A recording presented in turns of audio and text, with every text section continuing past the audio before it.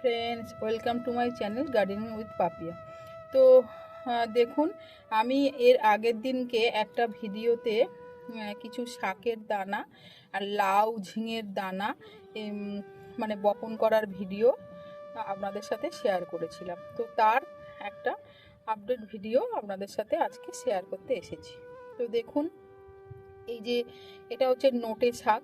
নোটে শাকটাটা আমি যে বপন করেছিলাম, মানে ফেলেছিলাম, যে বলেছিলাম আপনাদের যে এই যে গামলাটা, এটা হচ্ছে এর মধ্যে পিটুনিয়া ছিল শীতকালে। তো সেই গামলার মধ্যে আমি এই শাকের বীজগুলো দিয়েছিলাম।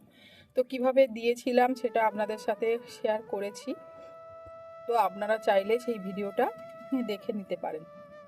তো দেখুন, এখানে শাকগুলো কত সুন্দর বেরিয়ে গেছে। এটা হচ্ছে নোটে শাক। নোটে শাকগুলো সুন্দর বেরিয়ে গেছে। এই যে একটা বড় হয়ে গেছে, আর এগুলো সব ছোট ছোট হয়ে গেছে। তো এখন এটাকে করতে হবে কি, সব সময় এই যে মাটিটাকে সুন্দর করে ভিজিয়ে রাখতে হবে, যেন মাটিটা শুকনো না হয়। মাটিটা যদি শুকনো হয়ে যায় তাহলে কিন্তু শাকগুলো শুকনো হয়ে যাবে। মানে সব সময়, এখন তো অনেক তাপমাত্রা অনেক বেশি দুপুরবেলা বিশেষ করে।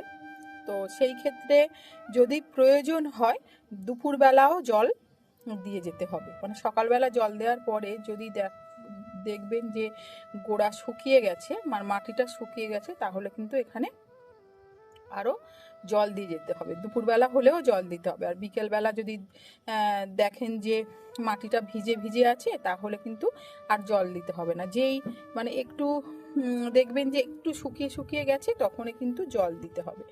মানে 3বার লাগলে 3বার, না হলে 2বার জল অবশ্যই দিতে হবে। কিন্তু এরকম নয় যে গোড়াটা ভিজে আছে একদম তাও জল দিয়ে দেবেন, সেটা নয়। দেখে নেবেন যে মাটিটা ভিজে ভিজে আছে কিনা। যদি ভিজে থাকে তাহলে জল দিতে হবে না। যদি একটু মনে হয় শুকনো শুকনো হয়ে গেছে, তাহলে কিন্তু জল দিয়ে দেবেন।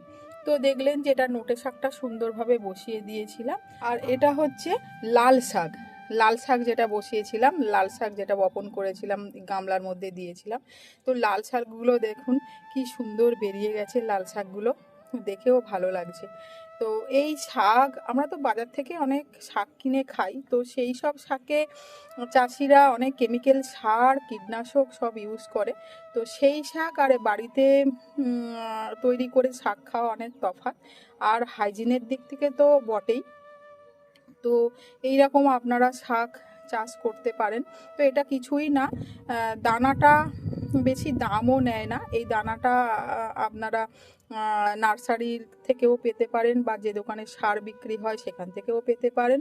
প্লাস এখানে যেখানে চারা বিক্রি হয় না রাস্তার পাশে টাশে, ওখানেও কিন্তু এই শাকের দানা পেয়ে যাবেন, বেশি দামও নেয় না। তো এই শাক যদি আপনারা এইভাবে বপন করতে পারেন, তো দেখুন খুব সুন্দর লাগে। আর শাক তো খাওয়া উচিত প্রত্যেকটা মানুষেরই। তো দেখুন কি সুন্দর বেরিয়ে গেছে। আর এই যে এটা হচ্ছে কলমি শাক। কলমি শাক যেটা দিয়েছিলাম, তো দেখুন কলমি শাকটাও সুন্দরভাবে বেরিয়ে গেছে। এই যে হ্যাঁ, খুব সুন্দর বেরিয়ে গেছে এই যে কলমি শাক, এই কলমি শাকটা। আর এই লাল শাকটা, এটা হচ্ছে আমি কেটে কেটে মানে একদম একটু বড় হয়ে গেলে তুলে খেয়ে নেবো। আর এই কলমি শাকটা ভাবছি যে ওগুলো কেটে কেটে নেব। তো দেখুন এখানেও কিছু কলমি শাক বপন করেছিলাম। তো দেখুন এখানেও কি সুন্দর কলমি শাক বেরিয়ে গেছে। আর এই যে ফাঁকা ফাঁকা জায়গাগুলো, এগুলো কিন্তু বেরোবে। এগুলো আগে বেরিয়েছে, এগুলো কিন্তু বেরিয়ে যাবে, পুরো ভরে যাবে এগুলো। এই যে এখানেও কিছু বেরিয়েছে। আর এই যে এখানে এই যে শাক বেরিয়েছে। আর এই যে আর এই যে দেখছেন না, কিছু কিছু জায়গায় যে ফাঁকা হয়ে আছে, এই যে এইটাতে যেমন ফাঁকা হয়ে আছে, এটাতে কি হয়েছে কি, এই যে পাখি আসে না একদল করে, সব পাখি এসে কি করছে, এই শাকের যে কচি কচি শাক বেরিয়েছে ওই শাকগুলোকে খেয়ে চলে যাচ্ছে। তো কি করা যাবে তখন, মানে এসে ওরাও তো খাবে। তো খেয়ে নিয়ে চলে যাচ্ছে। ওরা খেয়ে যেটুকু বেশি থাকে আমরা খাবো। তো দেখুন কি সুন্দর শাক বেরিয়েছে। তো কেমিক্যাল শাক ছাড়া, মানে সার ছাড়াও সুন্দরভাবে শাক বপন করা যায়। এই যে আর এই যে দেখুন আমি কিছু পালং শাকও দিয়েছিলাম শীতকালে। তো সারা শীতকাল আর এখন শীত পেরিয়ে গ্রীষ্মকাল, এখনও পালং শাক খেয়ে যাচ্ছি। বড় বড়গুলো খাওয়া হয়ে গেছে, আবার ছোট ছোটগুলো দেখো বেড়ে যাচ্ছে জল দিয়ে। তো এটা কিন্তু মাটিও নয়, এটা একটা ক্যারেটের মধ্যে দেওয়া আছে, এটা কিন্তু মাটি নয়। এখানে আমি শুধু সবজির খোসা আর অল্প একটু মাটি, মানে লেয়ারে লেয়ারে এই ক্যারেটটা তৈরি করেছি, করে কিন্তু পালং শাক ফেলে দিয়েছিলাম। বড় বড়গুলো তুলে নিচ্ছি, আবার ছোট ছোটগুলো বেরিয়ে যাচ্ছে। দেখো এখানে একটা শীষও বেরিয়ে গেছে। সেই শীতকাল থেকে ক্রমাগত কিন্তু আমরা এই পালং শাক খেয়ে যাচ্ছি। তো আপনারা কিন্তু এইভাবে পালং শাকের দানা এনে বপন করতে পারেন। তো এখানে দেখুন একটা জিনিস আপনাদের দেখাই, এটা আপনারা হয়তো চিনতে পাচ্ছেন অনেকেই, এটা হচ্ছে ব্রাহ্মী শাক। এই ব্রাহ্মী শাক বাচ্চাদের স্মৃতিশক্তি বাড়াতে সাহায্য করে। মানে আমার মেয়েকে তো আমি ঘি দিয়ে ভেজে এটা খাওয়াই।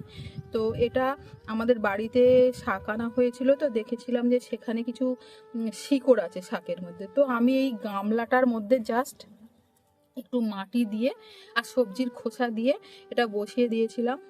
আর দেখুন কি সুন্দর হয়েছে। আর এখানে আমি ওই মাঝে মধ্যে একটু মিশ্র সারও দিয়ে দিই।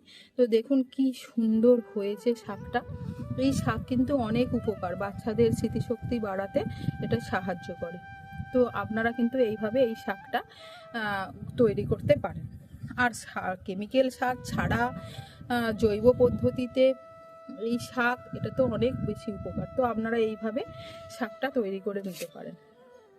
আর দেখুন এই যে লাউ কুমড়োর দানাগুলো, যেগুলো লাউ আর ঝিঙের যে দানাগুলো বপন করেছিলাম, দেখুন কি সুন্দরভাবে বেরিয়ে গেছে গাছগুলো।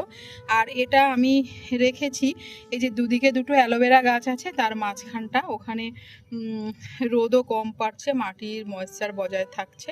তো দেখুন কি সুন্দরভাবে গাছগুলো বেরিয়ে গেছে। আর এই গাছগুলো বেরিয়ে যাওয়ার পর এগুলো কিন্তু একটু বড় হওয়ার পর অন্য টবে দিয়ে দিতে হবে আলাদা আলাদা করে। আর একটা এই গাছগুলো তো লতানো গাছ, তো গাছগুলো তোলার জন্য একটা মাচাও তৈরি করে দিতে হবে।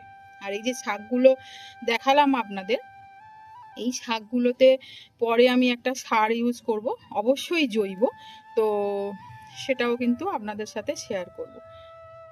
তো দেখুন কি সুন্দর বেরিয়ে গেছে। আর এই গাছগুলো, এই লাউ গাছ আর ঝিঙে গাছ যখন অন্য টবে দেব বা সার প্রয়োগ করব, সবই কিন্তু আপনাদের সাথে শেয়ার করব। তো দেখলেন কত সহজে শাক চাষ করা যায়, শাক বপন করা যায়। তো এইভাবে আপনারা শাক চাষ করতে পারেন, আর বিনা কেমিক্যাল সার ছাড়া এই শাক কিন্তু আপনারা খেতে পারেন। তো আমার এই ছোট ভিডিওটা যদি আপনাদের ভালো লেগে থাকে, তো লাইক কমেন্ট শেয়ার করবেন আর সাবস্ক্রাইব করে আমার পাশে থাকবেন। তো thank you for watching my video. তো টাটা।